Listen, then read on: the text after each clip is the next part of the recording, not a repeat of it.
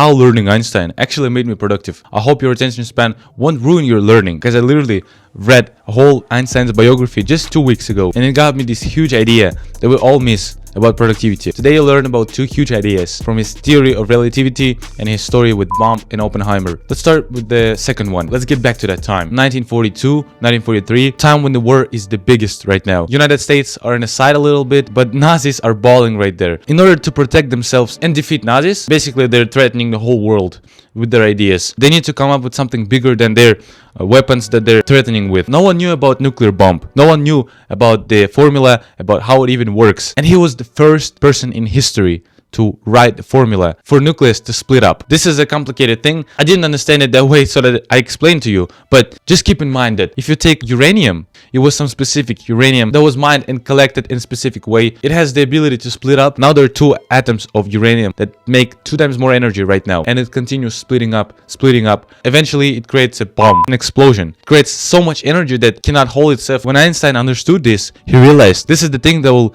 change the trajectory of the whole world. Right now, he can create nuclear bomb that will genuinely stop the war, stop the Nazis. Imagine how impactful was it. And it wasn't Oppenheimer who did it first. Einstein came up with a letter to the president that they should talk about this bomb, that they should start working on his project. And then when Roosevelt read it, he chose Oppenheimer on this project. How cool is that, man? This is a pre-story, and now to the main idea. Hans Albert Einstein made the formula. He created the formula to create a nuclear bomb, but he didn't do it. He didn't try to make a bomb. Actually, he made this formula, but he never touched it ever again, considering its danger. He knew what was about to happen. He had his own priorities. He rejected the idea of the bomb that he created himself. He absolutely could make it, but he kept his position as pacifist. What does it tell you about and why it all matters? Say no to stuff that you know you can do, you're able to. You understand that it's fun, it will bring you pleasure, but you say no to it. Anyways, you have your own priorities. Say no to comfortable, okay stuff, comfortable things, events to pursue your higher goal. What is your main thing? And there's so much ideas around you. There's so much things you can do. There's so much nuclear bombs around you that you could start developing, that you could start doing, but you have your main thing. It takes up your time, energy, commitment.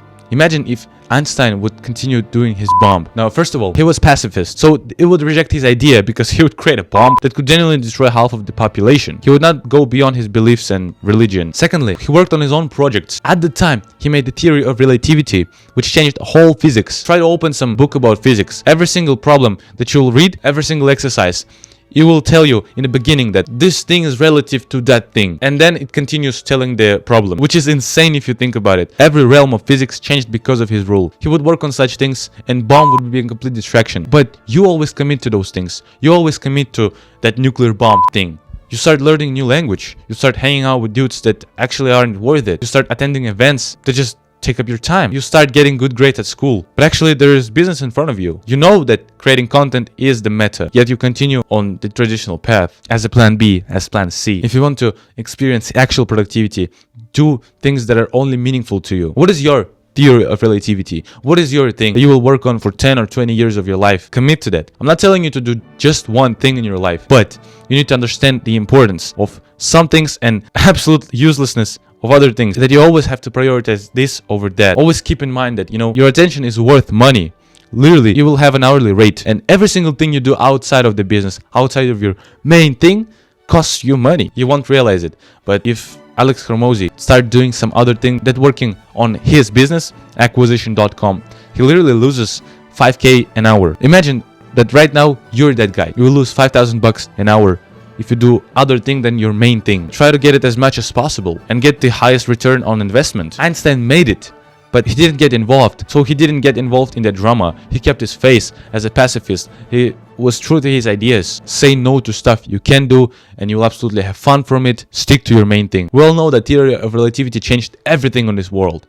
And to be as simple as possible, in one sentence, everything is relative to the thing it's close to. Usually it's about space, but there are relative things here on Earth. If you're on a train going like 60 kilometers an hour, the speed of sound and the speed of light will be slower on 60 kilometers an hour because the train is moving, but you're not moving in the plane. So for you, the speed of light and the speed of sound is relatively lower than usually if you would stand on the ground. If you take yourself to space and there's meteorite and there's you, when it's coming up, it's changing its direction because of the gravity, because of the space rules, and so now it's different. It's going with different speed, it changes the direction. You're relative to that meteorite, and that meteorite is relative to you. Its speed, its size, its direction. Again, now every single thing is relative to each other. They don't have a solid state. Everything is relative to everything, if you think about it. So what's the lesson and why it matters?